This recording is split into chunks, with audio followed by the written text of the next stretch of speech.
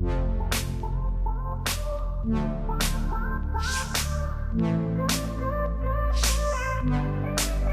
po lalapit po kami sa mga girls at kakaibiganin namin sila at matitest po yung charms, good looks, and personality po namin ngayon. Susubukin namin makuha yung matamis na oo nila. Wala kayong ibang kasama? Wala, dalawa lang kami. Kinakabahan ako kasi baka hindi successful.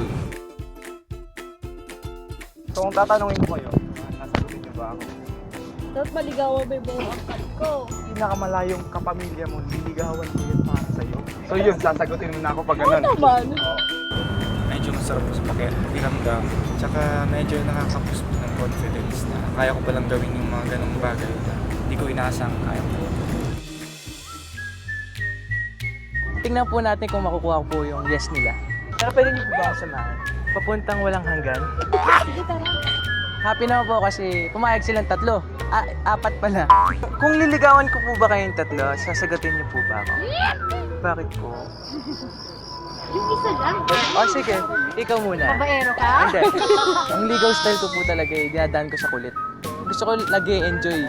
Saka gusto ko po yung happy person. Actually, mahihayin po talaga ako. Kaya kapag nagkakaroon ako ng mga crush, mga babae na magustuhan ko, hindi ko talaga nasasabi. Kanina pa kayo dito? Nakakarating lang namin. Nung una kinakabahan ako, tsaka naiilang syempre kasi hindi ako sanay kumausap ng mga girls. Pwede ko ba kayo kantahan? Sige po.